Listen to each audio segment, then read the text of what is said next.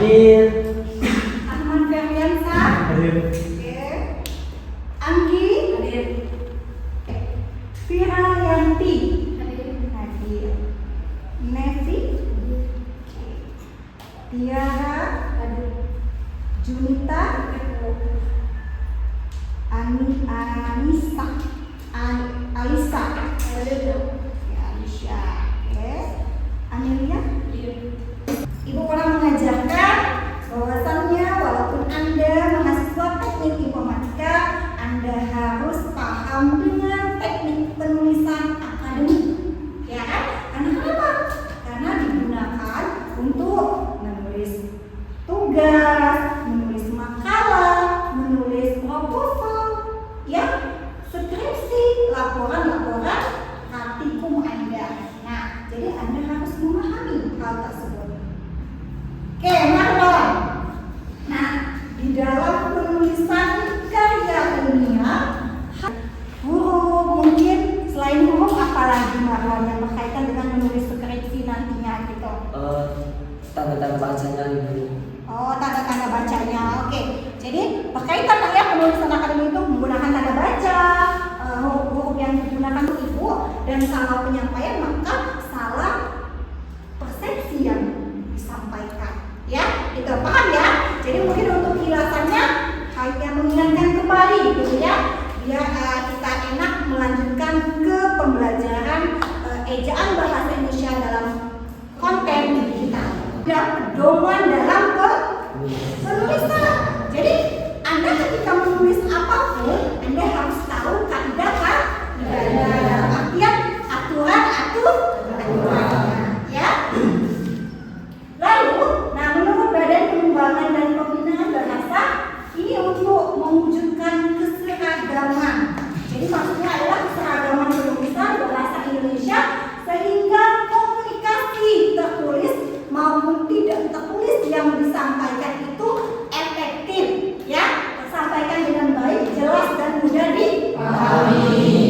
Itu ya. Jadi intinya kaidah ini adalah sebagai aturan-aturan kaidah untuk Anda adik-adik mahasiswa nantinya ketika menuliskan karya ilmiah, ya. Teknik informatika. Jadi di sini fungsi dari standar penulisan itu untuk ketika ada misalnya membuat artikel blog, ya. Artikel blog itu kayak misalnya edukatif, media interaktif, misalnya untuk membuat edukatif apa misalnya. Jadi tetap penulisan tetap harus. Ibu contohkan pada tingkatnya itu ada yang membuat yang edukatif, misalnya cara-cara pembelajaran, mengenal ketika mereka membuatkan di dalam bentuk media interaktif bisa melalui handphone, tapi mereka harus membuat modulnya juga, ya. Modulnya adalah cara bagaimana penggunaan media interaktif tersebut. Nah, di dalam media interaktif tersebut juga apakah ejaan lama seperti misalnya tulisan Sulekano itu, karena kalau zaman sekarang udah tidak ada lagi yang menggunakan Sulekano ya. Jadi diganti Soekarno tidak bisa. Itu nama kita tidak bisa merubah kecuali kosakata yang sudah diubah saat ini. Ya, jadi Anda boleh menyesuaikan dengan zaman sekarang, tapi Anda harus lihat dulu fungsinya dan kepentingannya seperti apa. Jadi jangan asal ubah-ubah. Kaidah bahasa Indonesia tidak boleh diubah-ubah, gitu ya. Apalagi kalau kita kan di daerah ya, kebiasaan kalau misalnya nulis kursi pakai H, tidak pakai H. Itu kebiasaan kita. Tapi step by step semuanya akan berubah ketika Anda memang memahami bentuk dari kaidah penulisan, ya. Nah, itu hanya contohkan satu ya. Jadi saya dokumentasi profesional, ya, email profesional, kayak ketika ya di dalam bentuk teknologi, ya itu. Nah, konten media sosial, IG, di Twitter, medsos yang lainnya, semua mempunyai cara penulisan ya, atau dengan yang lainnya, jadi manual pengguna, forum diskusi teknologi, biasanya melalui daring ya, kayak itu semuanya harus menggunakan bahasa-bahasa sesuai ya, menunjukkan keprofesionalan kita. Lalu kesalahan mengintegrasikan mendukung literasi digital. Jadi secara keseluruhan bahwasannya pedoman ejaan tulisan ini adalah untuk mengurangi kesalahpahaman, mengurangi kesalah-tafsiran apa yang disampaikan oleh penulis kepada pembaca. Ya, gitu. Jadi walaupun Anda menggunakan vlog, Anda ya pernah waktu dana perkuliahan pertama, Ibu sudah menjelaskan bahwasannya logik ejaan bahasa Indonesia itu ada yang namanya pemakaian tanda miring, huruf tebal. Nah, dengan pemakaian huruf kapital itu adalah fungsinya seperti apa? Misalnya untuk nama orang, pasti Anda ketika membuat vlog atau media ini pasti menggunakan nama orang. Bagaimana sih penulisannya? Atau untuk nama institusi, instansi, lembaga atau jabatan, itu kan semuanya berkaitan.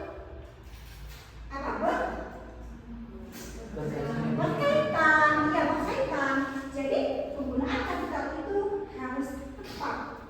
Saya lihat banyak sekali ya di lapangan bahwasanya ketika kan biasanya coba kita ganti. Setahu Firhani penulisan huruf miring itu digunakan untuk apa? Gak apa-apa, nggak masalah, nanti kita luruskan gitu. Apa huruf miring? Iya, bahasa asing ya, bahasa asing bukan serapan asing ya.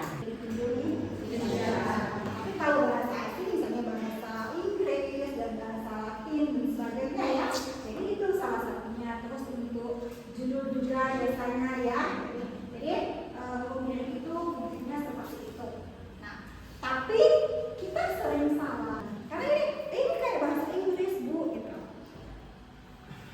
Kayaknya dimiringkan, padahal itu sudah diserapkan gitu. Jadi kan bahasa Indonesia. Nanti Ibu ada contohnya ya.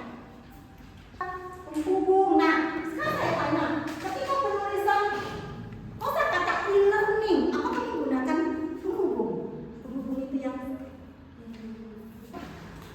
huruf S, strip learning. Kita sering lupa itu ya. Ada kita itu, saya nggak tahu apakah tidak teliti atau bagaimana, kita bisa tapi tidak teliti. Sering sekali Ibu lihat ketika membuat tulisan e-learning, langsung gitu. Harusnya penghubung learning itu penulisannya.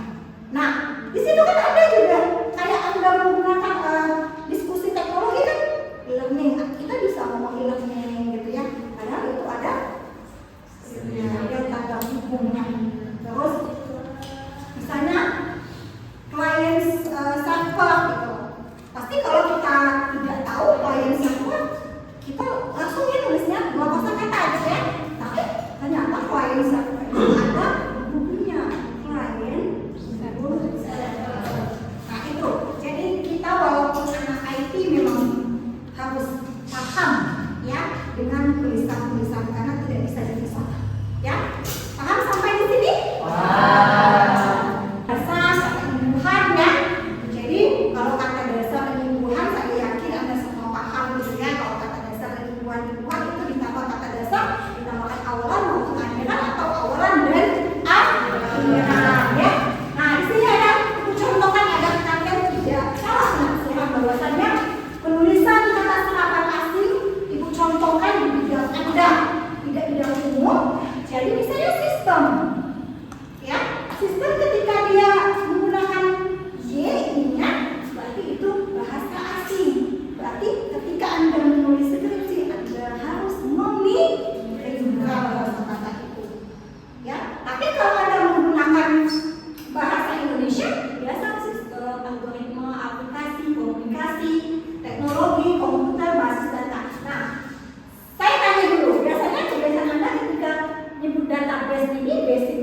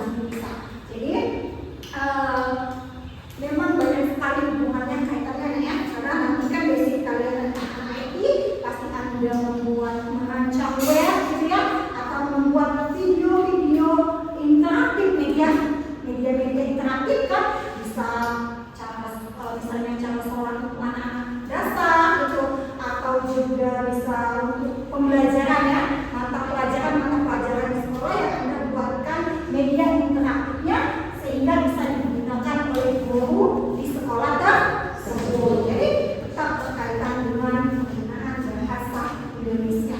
Ya, paham sampai di sini? Oke. Yang saya sampaikan,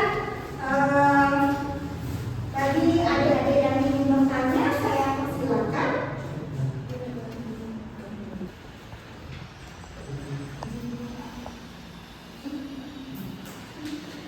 Oke, ada yang nanya ya? Oh, ada. Apa yang ditanyakan ya? Nah, Bu, ini kan tadi di bagian ajaran bahasa Indonesia gimana kalau itu kenapa sih penggunaan bahasa dan bahasa Indonesia itu masih penting digunakan? Sedangkan kan kalau dia digital sekarang penggunaan bahasa itu lebih santai gitu. Iya, oke. Karena benar ya, kalau misalnya di era sekarang ini kan serba santai gitu ya. Kenapa harus ada ejaan bahasa Indonesia? Karena gini ya, tidak untuk Arya saja, untuk teman-teman yang lain. Karena kita dalam era digital ini berkaitan erat dengan yang namanya kota penulisan, ya, apalagi kita di Indonesia, kan pastinya notabene bahasa Indonesia juga, gitu kan. Nah, ini adalah untuk memberikan informasi secara sistematis, ya. Jadi apa yang disampaikan misalnya Anda nih, buat apa konten misalnya atau media apa, ketika Anda menyampaikan dengan secara sistematis dengan bahasa yang sesuai kaidah, maka sampaikan dengan baik ya. Lalu juga itu bentuk dari profesionalan gitu. Jika Anda membuat, saya nggak tahu ada ini bentuknya produk atau proyek gitu ya bentuknya ya. Ketika Anda menghasilkan produk itu tersebut, maka ketika diberikan pada orang lain, maka akan sangat bermanfaat. Ya kan? Jadi berfungsi maksud ibu, ada manfaatnya. Ketika mereka membuka, mereka paham gitu secara sistematis, mungkin ada apa namanya langkah-langkah dalam misalnya cara mengurai apa gitu. Jadi ketika Anda menjelaskan secara sistematis, maka pembaca atau yang membaca itu memahami gitu, tidak ambigu gitu ya. Jadi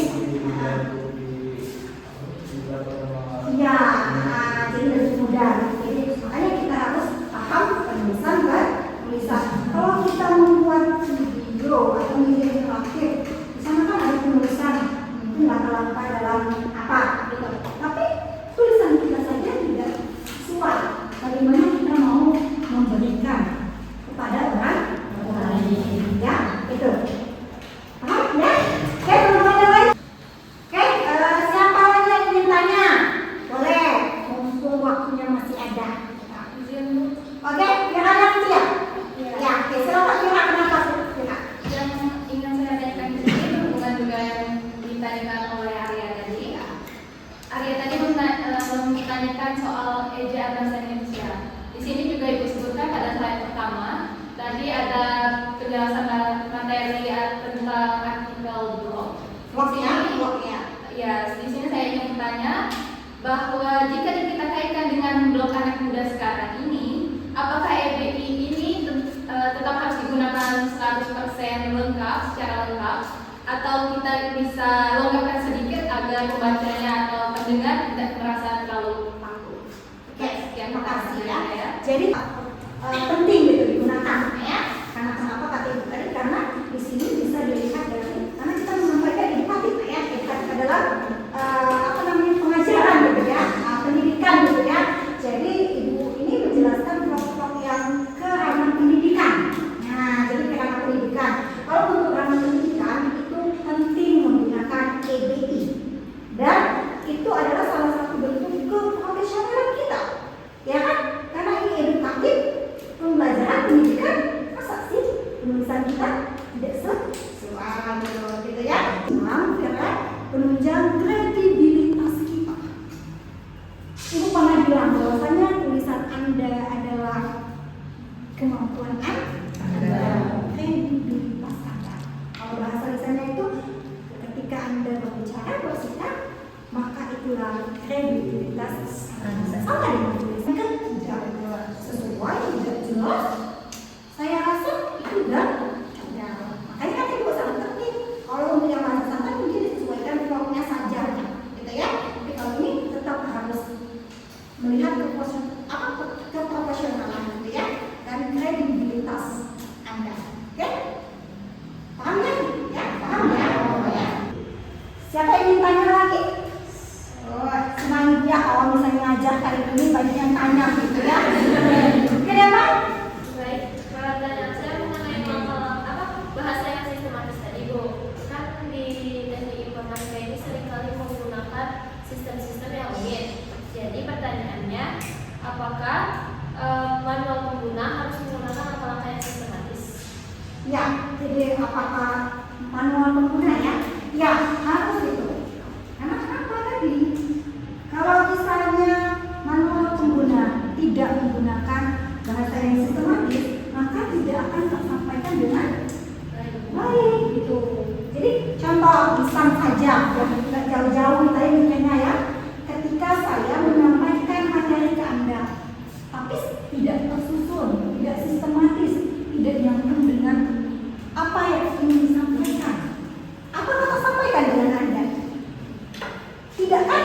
Nah sama ketika Anda membuat misalnya web, blog, dan sebagainya, kalau saya untuk pengguna saja tidak sistematis, bagaimana yang menerima, ya kan?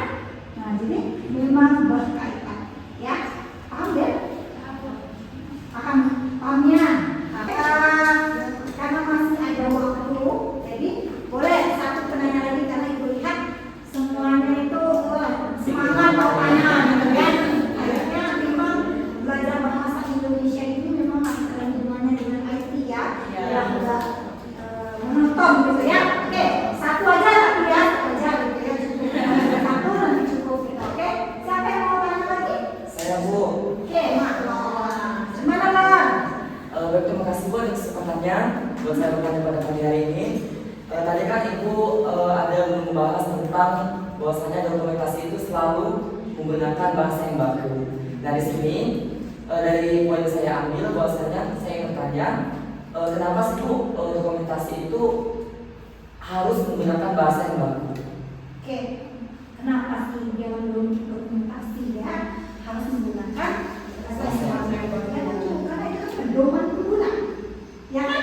Itu kan pedoman pengguna. Kalau pedomannya tidak sesuai dengan bahasa, ya sesuai dengan kaidah, gimana pedoman? Berarti bukan pedoman. Jadi kan dokumentasi ini adalah pedoman pengguna, ya. Jadi memang harus sesuai. Contohnya nih misalnya ada langkah-langkah penggunaan penggunaan aplikasi. Nah kan Anda harus menjelaskan secara runtut kan, itu kan pedoman. Atau bagaimana cara mengkonfigurasi apa itu? Nah, apa itu? Atau bagaimana cara maintenance apa? Nah, berarti kan harus sesuai. Karena adalah dokumentasi adalah pedoman sebuah aplikasi. Ya.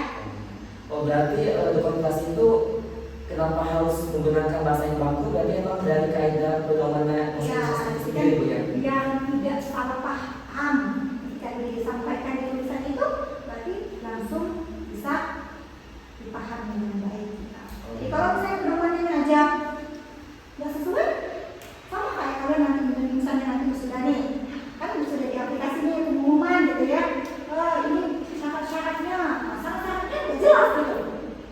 Apakah Anda bisa memahaminya? Kalau sudah syarat-syaratnya sudah jelas, kan Anda tinggal menyiapkan saja berkasnya. Oh, enggak ini, gitu kan ini gitu di aplikasi ini enggak ini gitu. Nah, jadi tinggal seperti itu kan. Jadi ketika itu tidak paham pedomannya, maka Anda terjun mau kemana ini? Mau diupload di aplikasi tersebut atau mau secara manual? Ya? Baik Bu. Oke? Ya. Semuanya sudah paham ya? Sudah Ya. paham. Nah, saya harapkan kalian semua nanti di minggu depan kita materi selanjutnya. Tapi materi minggu ini dan materi minggu sebelumnya Anda harus tetap ingat dan paham karena materi kita ini berhubungan